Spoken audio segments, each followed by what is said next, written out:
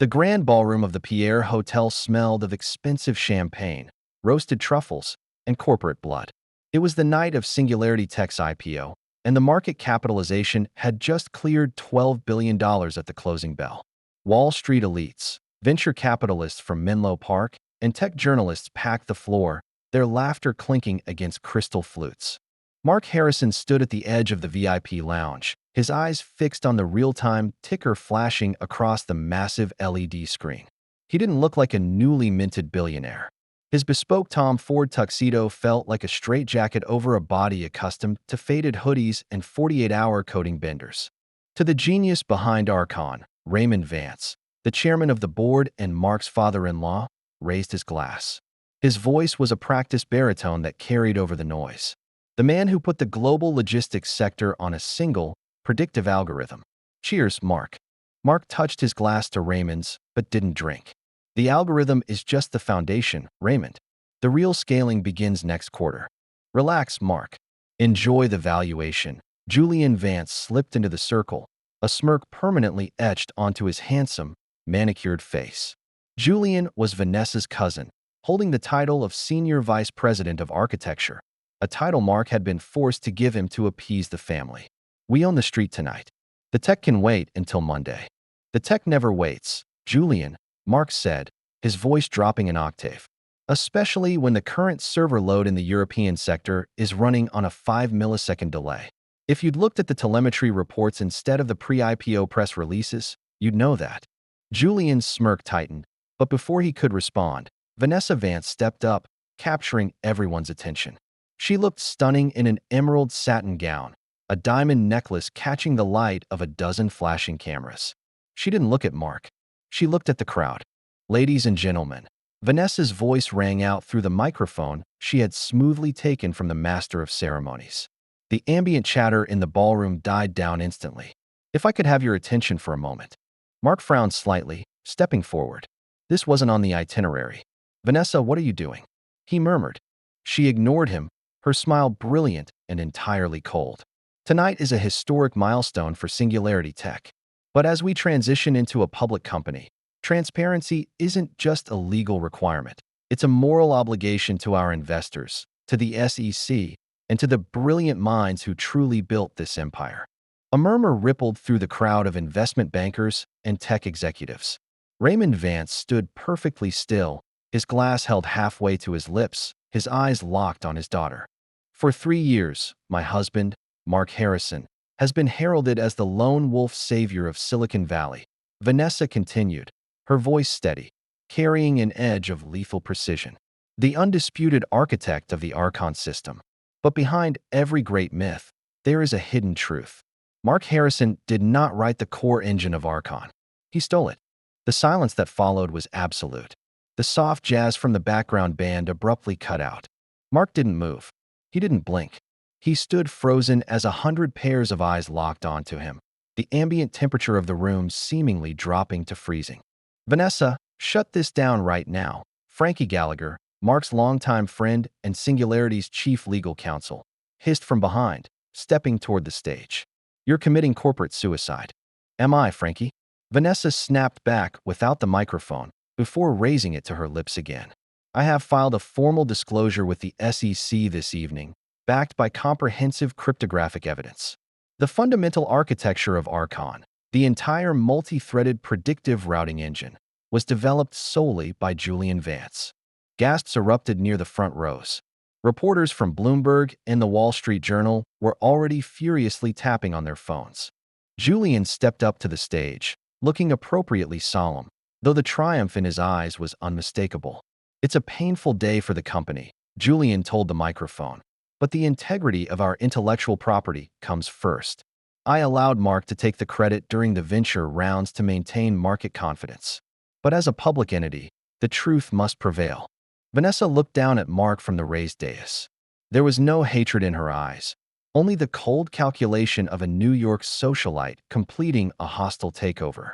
Mark Harrison's employment and chief architect status with Singularity Tech have been suspended by the executive committee, effective immediately. He will be barred from all corporate facilities pending a federal grand jury investigation.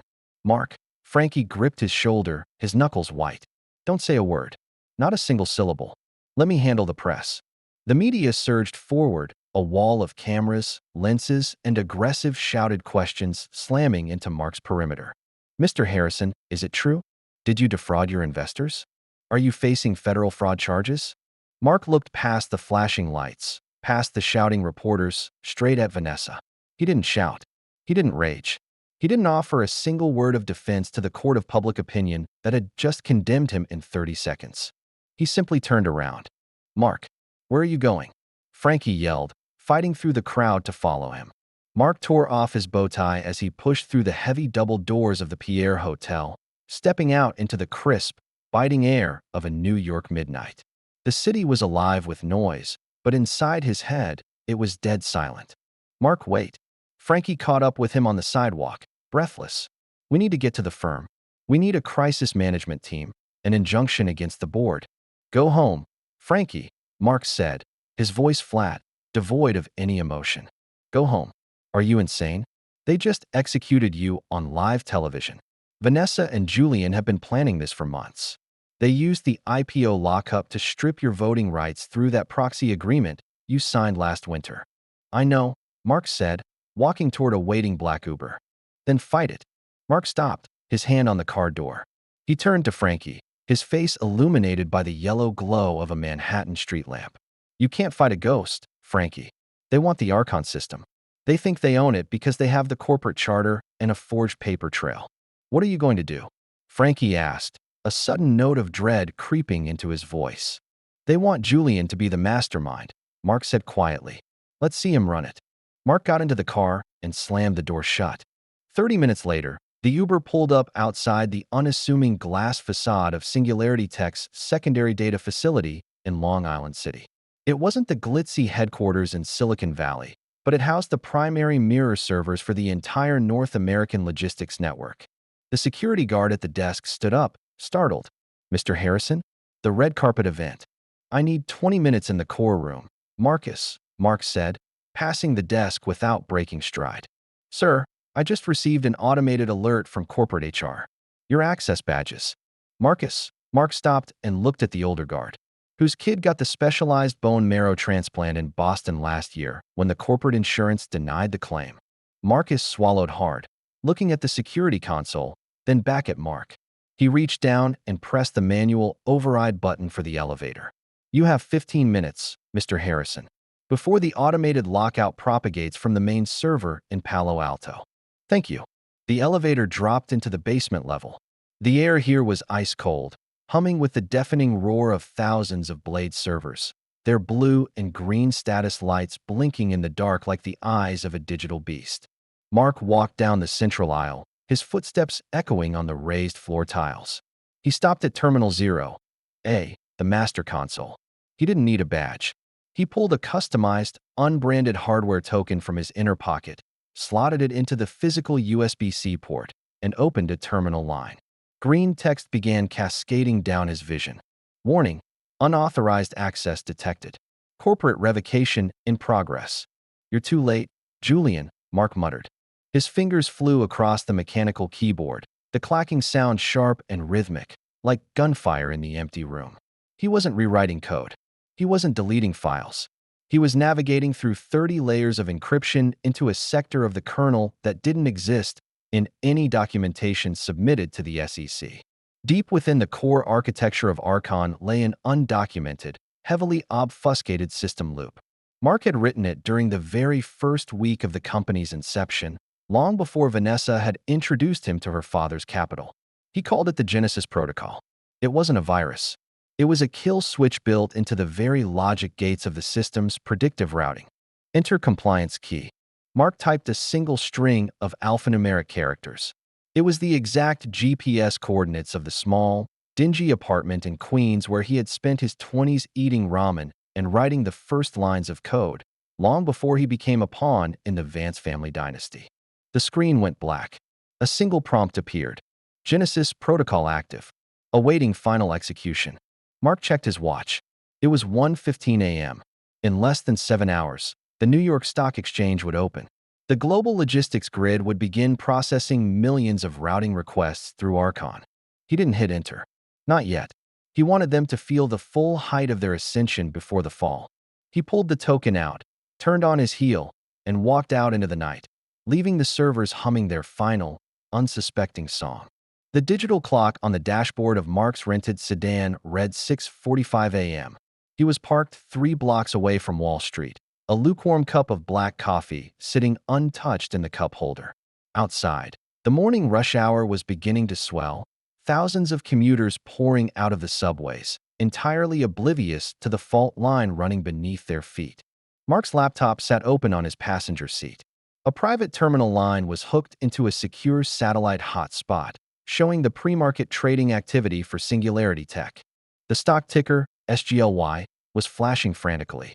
The overnight disclosure of fraud and the public removal of its founder had sent ripples through the institutional funds. It was already down 18% in pre-market trading.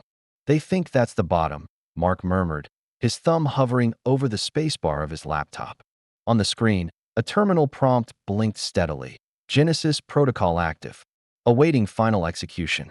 At exactly 7 a.m., the first wave of automated West Coast logistical handshakes was scheduled to initiate. Archon would begin allocating cross-country shipping lanes, automated freight routing, and automated container distributions for over 40% of the nation's supply chain. Mark checked his watch. 6 hours 59 minutes and 58 seconds. 6 hours 59 minutes and 59 seconds. 7 a.m. Mark tapped the spacebar once. The screen didn't flash red. It didn't scream a warning. The cascading green lines of data simply stopped moving. The connection latency metric on Terminal 0, A flatlined to a permanent, unyielding not applicable. In that exact microsecond, deep within the core architecture of the Archon engine, the Genesis loop executed. It didn't delete the code. It didn't wipe the databases. It simply revoked the master cryptographic handshakes between the predictive algorithms and the external APIs. To the outside world, Archon was still there, but it had suddenly become completely blind, deaf, and mute. Mark closed the laptop, threw it onto the floorboards, and picked up his coffee. He took a sip. It was bitter and cold. By 8:15 a.m., his personal phone began to vibrate.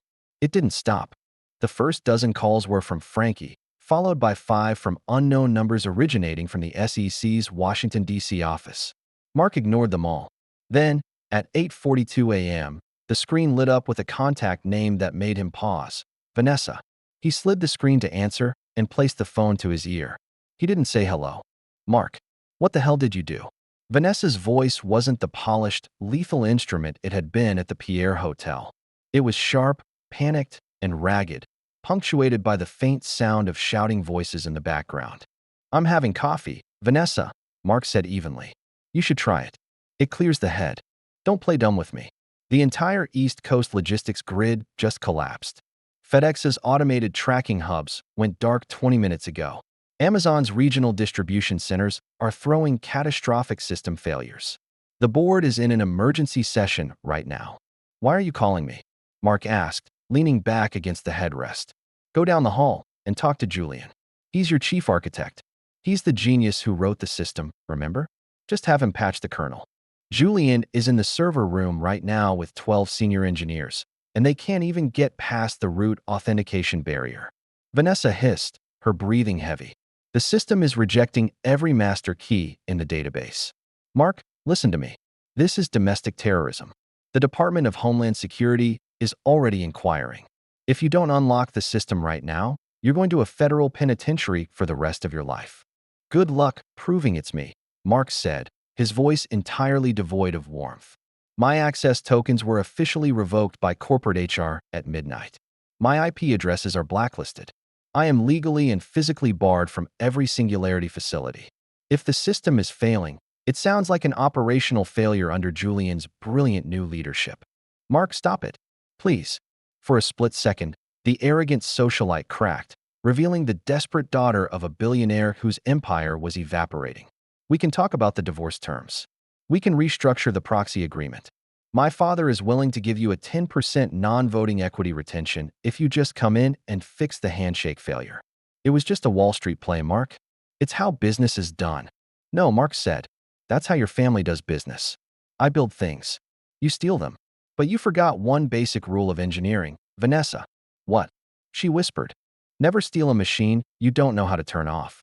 Mark ended the call and instantly blocked her number. He looked out the window. The bell at the New York Stock Exchange was about to ring. He turned on the car radio to a local financial news station. Breaking news this morning as trading opens on Wall Street. The anchor's voice sounded frantic.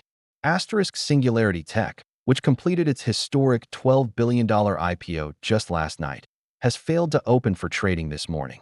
The New York Stock Exchange has issued an unprecedented Level 3 regulatory halt following reports of a catastrophic, nationwide system collapse of their proprietary Archon software.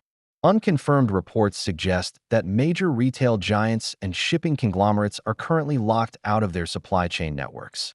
Panic selling in pre-market has already indicated a potential 85% drop in value if the stock opens. Asterisk. The phone buzzed again. This time it was an SMS from Frankie. Frankie, Raymond Vance just called my office. He's losing his mind. He's offering a clean slate. No lawsuits, no SEC disclosures, full reinstatement. They're desperate, Mark. Mark typed back a short reply. Mark, tell them to let Julian fix it. He threw the phone onto the passenger seat, shifted the sedan into drive, and pulled out into the Manhattan traffic. The first phase was complete. Singularity Tech was bleeding out on the table, and Julian Vance was about to show the entire world exactly how much of a genius he really was.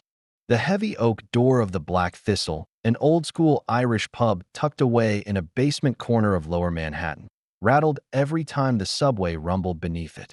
The air inside smelled of stale Guinness and decades of floor wax. It was the kind of place where Wall Street executives went when they wanted to be invisible. Frankie Gallagher slid into the leather booth, slamming a thick leather briefcase onto the scarred wood table. He looked like he hadn't slept in 48 hours. His tie was loosened, and his eyes were bloodshot.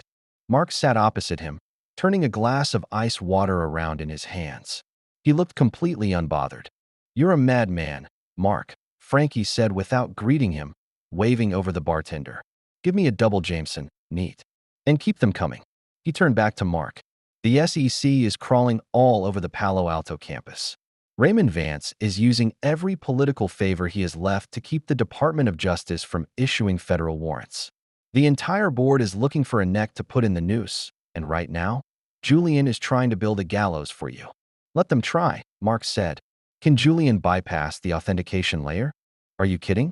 He spent the last 12 hours on an emergency call with 3 security firms from Austin and Silicon Valley. They told Raymond that whoever locked the system didn't just change the passwords. They rewrote the underlying cryptographic logic map. They're calling it a digital black hole. Frankie leaned forward, his voice dropping to a harsh whisper. But that's not why I called this meeting. We have a bigger problem than a pissed-off SEC. Tell me. Frankie popped open the brass latches of his briefcase and pulled out a single, unmarked manila folder. He didn't hand it over. He kept his palm flat against it. I ran a deep forensic check on the proxy agreement Vanessa forced you to sign last winter, the one that stripped your voting blocks during the IPO. The shell company that bought up the floating Class B shares? It isn't controlled by the Vance family. Mark's eyes narrowed slightly. Raymond didn't buy them? No. Raymond was just the useful idiot in the middle, Frankie said, sliding the folder across the table. The funding originated from an offshore entity in the Cayman Islands, but the ultimate beneficial owner is Apex Logistics, Victor Sterling's outfit. Mark caught the folder and flipped it open. His eyes scanned the corporate registration trees, tracking the capital flow through 4 layers of Delaware LLCs straight back to a corporate account belonging to Apex Tech, the largest logistics and shipping conglomerate in North America. Victor Sterling, Mark murmured. The old wolf of the valley. He didn't just buy the shares, Mark. He bought Julian, Frankie said, leaning back as the bartender dropped his whiskey. He took a heavy swallow.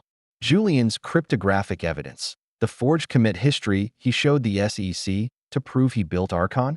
It was hosted on a private server farm owned by an Apex subsidiary 6 months ago. Vanessa didn't just want a divorce. She and Julian were setting up Singularity to be cannibalized by Apex for pennies on the dollar. It was a corporate inside job from the start. And now the machine they wanted to steal is broken, Mark said, a cold smile touching his lips. Exactly. Apex can't buy a burning corpse, and Singularity is bleeding $300 million a day in contractual liabilities. The board just authorized a $5 million bounty for any cybersecurity team that can restore the connection. Frankie tapped the table. You need to lay low, Mark. If Sterling finds out you have the kill switch, he won't use lawyers. He'll use the feds to crush you.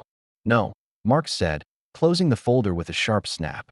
If Victor Sterling wanted to crush me, he would have done it before the IPO. He wanted the technology, but he trusted a second-rate hack like Julian to deliver it. Mark reached into his pocket and pulled out a small, heavily encrypted solid-state drive, dropping it onto the table. It made a solid clink against the wood. What's that? Frankie asked, staring at the drive. That's the birth certificate, Mark said. The original repository logs from the Queen's apartment. Every timestamp, every raw kernel commit, and the uncompiled source code of the Genesis architecture, the master framework that Archon is built on. Julian doesn't even know Genesis exists. He thinks Archon is the whole engine. What are you going to do with it? I'm going to do what any good engineer does when an idiot tries to steal his project, Mark said, sliding the drive toward Frankie. I'm going to take a meeting with the real buyer. Frankie stared at the drive, then up at Mark's face. You're going to see Victor Sterling? The man who just orchestrated your corporate execution? Victor Sterling is a wolf, Frankie. He doesn't care about the Vance family, and he certainly doesn't care about Julian's ego. He cares about dominance, Mark said, sliding out of the booth and standing up. Set up the meeting. Tell him I don't want Singularity back. I want to talk about what comes after it. He'll see right through you, Mark. Let him, Mark said, adjusting his collar. A wolf only respects someone who can bite back. Tell him I'll be at his Manhattan office at 9 tomorrow morning. If he isn't there, tell him to enjoy watching his $500 million short position turn into a total loss when the market opens on Monday. The Midtown offices of Apex Logistics occupied the top 3 floors of a sleek glass tower on Madison Avenue. There were no foosball tables or beanbag chairs here. The atmosphere was pure, institutional power. Mark sat in a minimalist conference room, his hands laced over a polished walnut table. Across from him sat Victor Sterling. The 60-year-old billionaire looked like he had been chiseled out of New York granite, brushed gray hair, a tailor-made Seville rose suit, and eyes that had watched 100 competitors go bankrupt. Beside Victor sat his daughter, Clara Sterling. She wore a tailored charcoal blazer, her expression unreadable as she reviewed a series of data sheets on a tablet. As a Columbia University data science professor who doubled as Apex's chief strategic advisor, she wasn't easily impressed. Victor broke the silence, his voice a low rumble. You have exactly 5 minutes, Harrison. My short positions on Singularity are already printing money. Why should I stop the bleeding? Because you didn't short Singularity to make a few $100 million on a market panic. Victor, Mark said, leaning forward. You shorted them to drive the stock to zero so you could acquire the asset for nothing. You want Archon. But right now, you're looking at acquiring an empty shell. Victor shrugged faintly. Julian Vance is the registered creator on the SEC filings. Once the bankruptcy court forces a restructuring, we buy the IP, and Julian rewrites the access protocols. Clara looked up from her tablet, her voice sharp and clinical. Except Julian can't rewrite them, Dad. I've spent the last 6 hours looking at the telemetry data coming out of Singularity's mirrored hubs. The system isn't locked by a standard encryption wall. The entire multi-threaded routing engine has decoupled from the API layer. It's rejecting every known handshake protocol. She turned her gaze to Mark, her dark eyes calculating. It's like the software suddenly forgot how to speak English. Julian is lost. Mark looked at Clara, appreciating the precision of her analysis. Julian is lost because he only stole the storefront. He doesn't know about the foundation. Enlighten us, Victor said. Mark reached into his pocket, took out a secure hardware token, and slid it across the walnut table. It stopped inches from Victor's hand. Archon isn't a standalone system. It's an application layer running on top of a deep kernel framework called Genesis. I wrote Genesis in a Queen's apartment 4 years ago. Julian never saw the source code for it because it's hard-coded into the proprietary compiler I used. Clara picked up the token, plugging it into her tablet. Her fingers moved rapidly across the screen. Within 30 seconds, her eyes widened. It's an independent, decentralized architecture loop. The routing logic doesn't execute on the server side. It validates through an encrypted Genesis block. She looked at her father, her voice dropping. Dad, he's telling the truth. Julian didn't build this. He couldn't have. This is generational engineering. Victor's eyes fixed on Mark, the first hint of respect showing through his cold exterior. So you built a Trojan horse into your own company. I built insurance, Mark corrected. I knew who I married, and I knew what kind of man Raymond Vance was. I knew they'd try to squeeze me out the moment the valuation hit 11 figures. So I left a kill switch in the Genesis core. Right now, Singularity's board is preparing an emergency public tender to auction off the exclusive restructuring rights to save the company from delisting. They think a white knight with enough capital can hire a team to force a backdoor. And you want Apex to be that white knight? Victor stated. I want Apex to submit a Baidu Doug, a toxic tender, Mark said. You offer a $10 billion credit line to bail out Singularity's liabilities, but you demand the exclusive licensing rights to the underlying architecture as collateral. Raymond and Vanessa will sign it within an hour to save their family name from total ruin. Julian will tell them it's safe because he thinks he can reverse engineer it once Apex provides the infrastructure. And once we own the collateral? Clara asked, leaning forward, fully engaged. Once you own the collateral, I hand you the Master Genesis key. Apex takes full control of the entire North American logistics network overnight. Singularity becomes a hollow subsidiary. Julian faces a federal indictment for IP fraud because his Archon 2.0 won't compile without my signature, and Vanessa gets left with a mountain of unexecutable debt. Victor stared at Mark for a long moment. A slow, predatory smile spread across the old man's face. And what do you want out of this, Mark? You aren't doing this to make me richer. I want 30% of the newly formed Apex Genesis entity, Mark said, his voice dropping to a hard, unyielding whisper. And I want a seat on your executive board with absolute, non-negotiable veto power over the technology infrastructure. Victor chuckled, a dark, dry sound. 30%? That's steep for a man who just got fired on live television. You aren't paying for a fired CEO, Victor, Mark said, standing up and adjusting his jacket. You're paying for the only man alive who can turn the lights back on in America's supply chain. Call Raymond. Tell him Apex is ready to bid. The granite steps of the Daniel Patrick Moynihan United States Courthouse in Lower Manhattan were a media circus. Hundreds of reporters from CNBC, Bloomberg, and Fox Business crowded the barricades under a gray New York drizzle.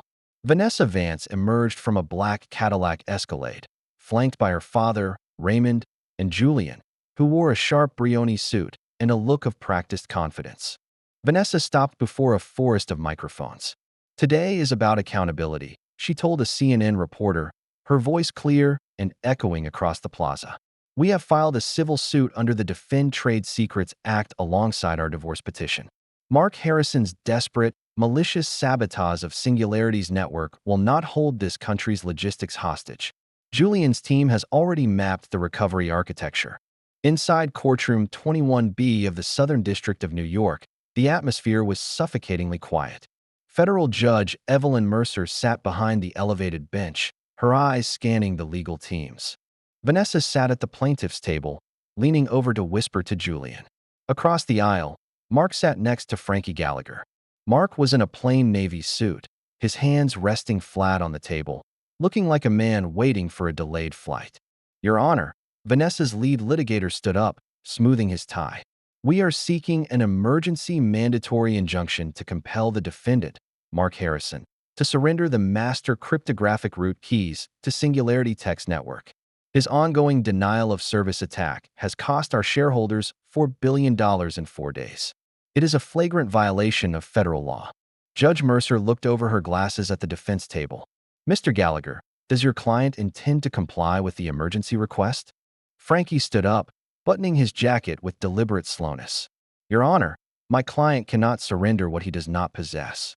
The plaintiff's entire motion rests on a fundamental, perjurious lie. Watch your tongue, Gallagher. Raymond Vance growled from the front row of the gallery. The judge slammed her gavel once, a sharp crack that silenced the room. One more outburst from the gallery, Mr. Vance, and you'll be spending the afternoon in a holding cell. Proceed, Mr. Gallagher. Thank you, Your Honor, Frankie said. He reached into his briefcase and pulled out a stack of bound documents, handing them to the bailiff. First, regarding the claim of marital property and corporate control, we submit Exhibit A fully executed, ironclad prenuptial and asset isolation agreement, signed by Vanessa Vance and Mark Harrison 6 weeks prior to their marriage. It explicitly stipulates that all intellectual property created by Mark Harrison, past or future, remains his sole, untransferable personal property, isolated from any marital estate or proxy voting agreements.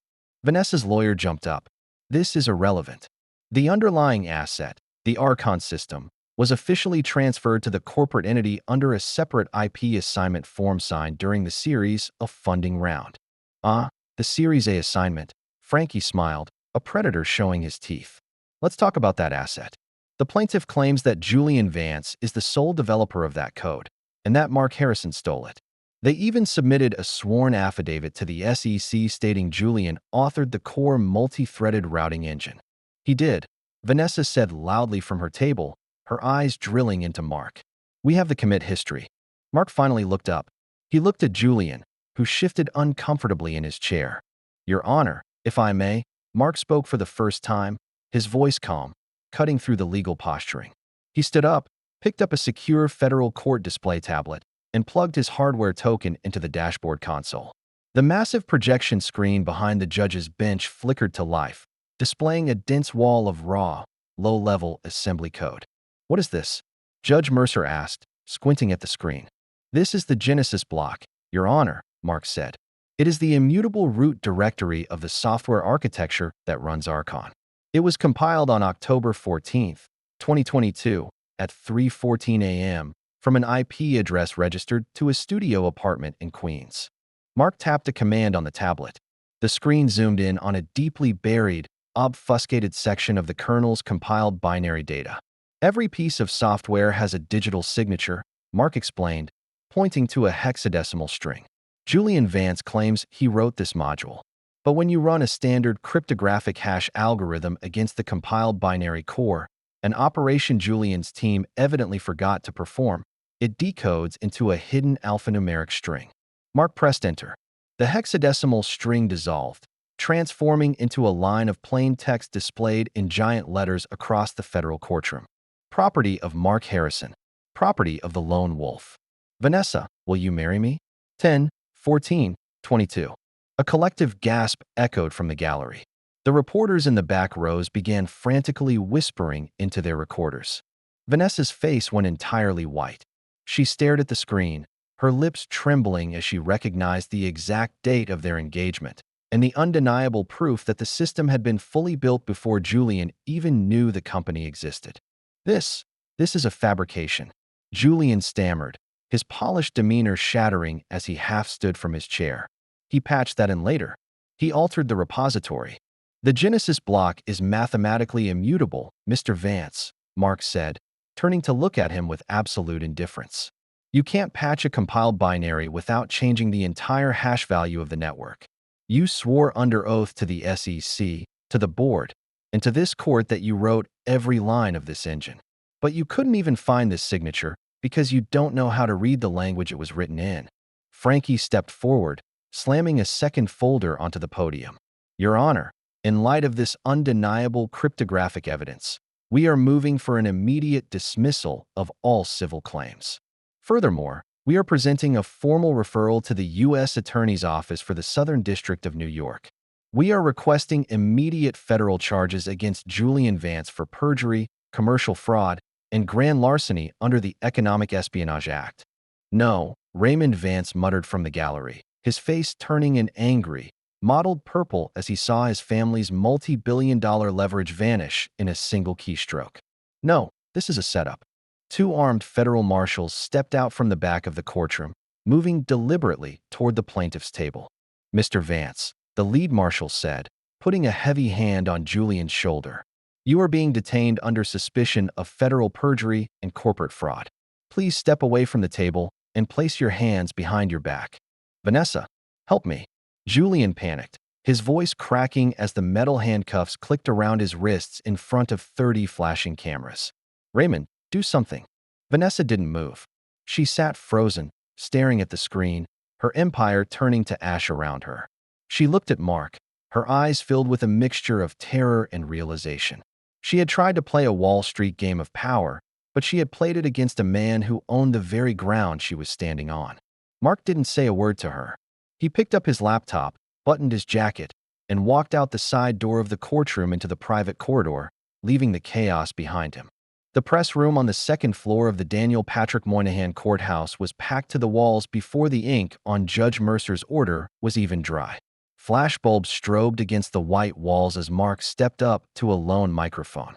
Behind him stood Frankie Gallagher and Victor Sterling, their expressions grim and unyielding.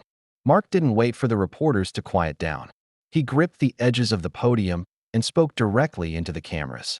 10 minutes ago, the Southern District of New York dismissed every single claim against me, Mark said, his voice flat and cutting through the ambient noise. But this isn't about a legal victory. It's about the infrastructure of this country. Singularity Tech was built on a lie, orchestrated by Raymond and Vanessa Vance to strip the core technology away from its actual creator to feed Wall Street greed. Mr. Harrison, a reporter from Bloomberg shouted from the front row. Singularity stock is currently frozen at zero, and trading has been suspended indefinitely. What happens to the thousands of American retail businesses relying on the Archon network right now? Archon is dead, Mark answered bluntly. A collective murmur rippled through the room. Let me clarify, Mark continued, ignoring the rising volume of questions. As the sole, legally recognized owner of the underlying Genesis framework, I have just completed an irrevocable transfer. The entire source code of the Genesis protocol and the Archon routing engine has been uploaded to the Open Source Foundation repository. Effective immediately, it is public domain. It is free, it is open, and it belongs to every developer on Earth. Are you insane? A tech journalist from The Verge cried out. You just gave away a $12 billion proprietary asset for nothing. I didn't give it away. I broke the monopoly, Mark said, looking straight into the main network lens.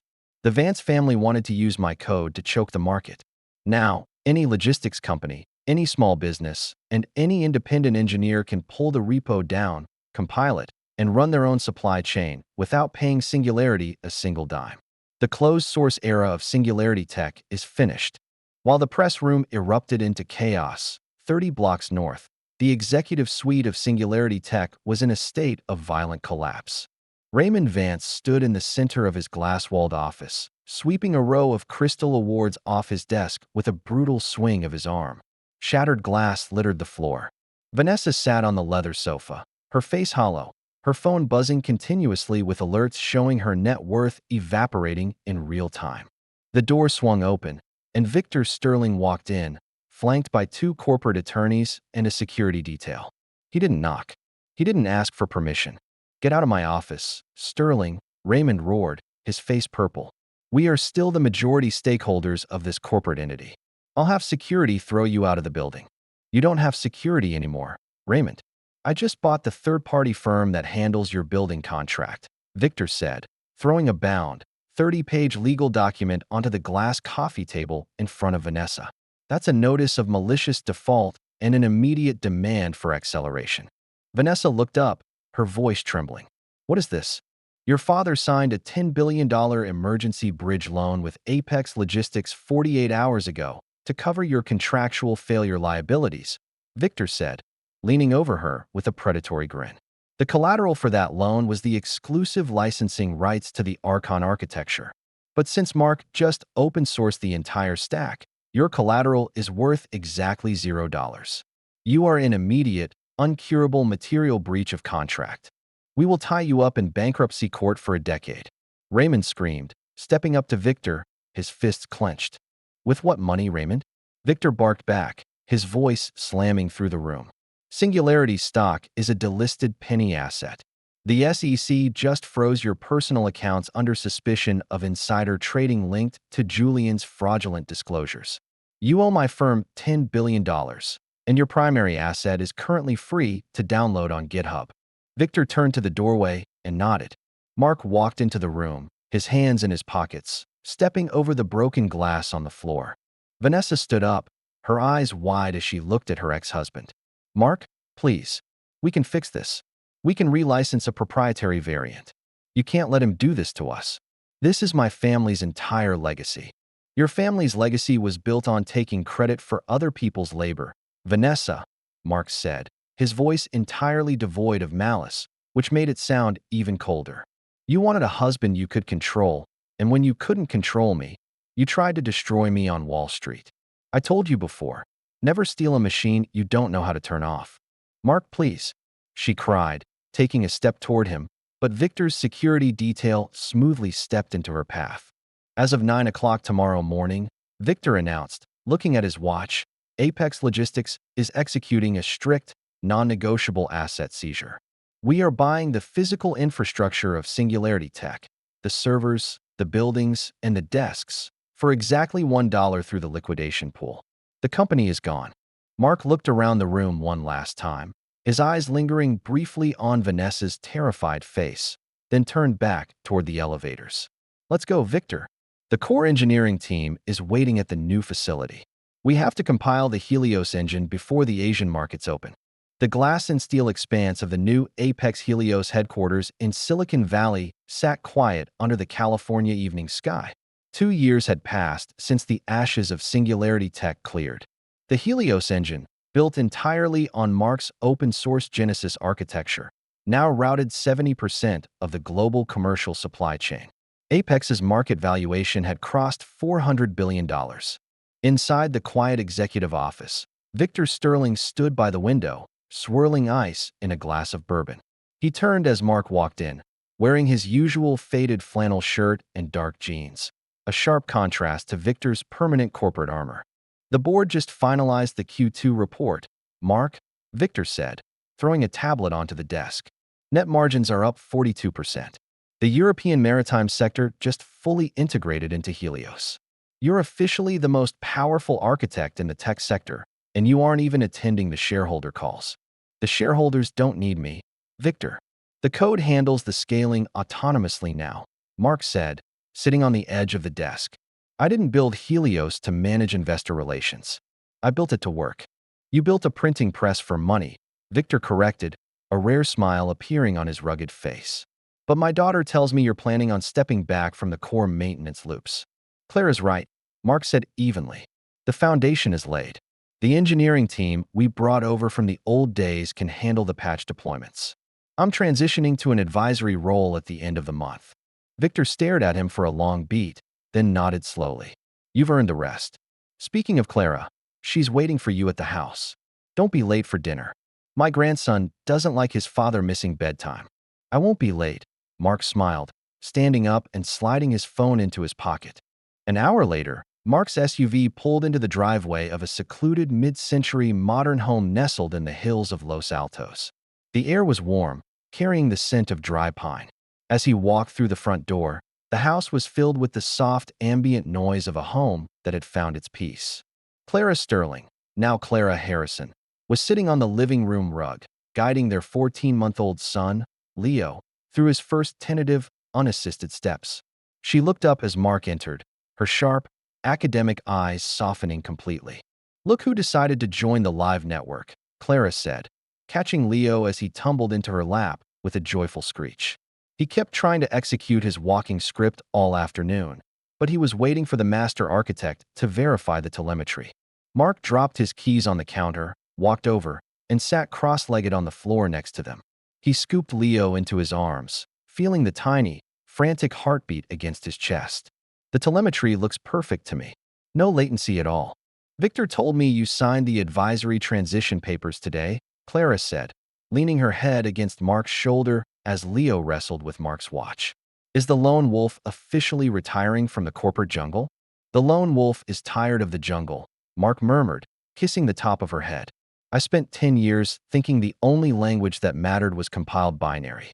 I wanted to build a system that couldn't be broken by human greed. But the only thing that actually matters is right here in this room. His phone buzzed in his pocket. Mark frowned slightly, pulling it out. It was a secure text notification from Frankie Gallagher. Frankie, just got the final confirmation from the New York legal reps. Vanessa passed away this morning at the Greenwich Sanitarium. Severe neurological complications from chronic stress and depression. She didn't leave a will. Mark stared at the screen, the text glowing in the dimming light of the living room. He didn't feel triumph. He didn't feel anger. He felt a profound, heavy silence. Vanessa had chosen the path of transactional power, and it had consumed her entirely until there was nothing left. Frankie, her attorneys found an old storage locker in her name. They forwarded a package to my office for you. It's a framed photo from the Queen's apartment in 2022 and a handwritten note. It just says, "I'm sorry I forgot what we were building. Do you want me to destroy it?" Mark looked down at his son, who was now fast asleep against his chest, breathing rhythmically. He looked at Clara, who was watching him with quiet, supportive understanding. She had already seen the text over his shoulder. Mark typed his reply back to Frankie with one hand. "Mark, don't destroy it. Keep it in the archives. It's a reminder." He locked the phone, turned it completely off, and set it face down on the coffee table. He didn't need the network anymore. He didn't need the validation of Wall Street, the terror of his competitors, or the multi-billion-dollar metrics of the Helios engine. Mark closed his eyes, holding his family close in the quiet California evening, finally content with the only code that ever truly mattered, the code of a life lived on his own terms.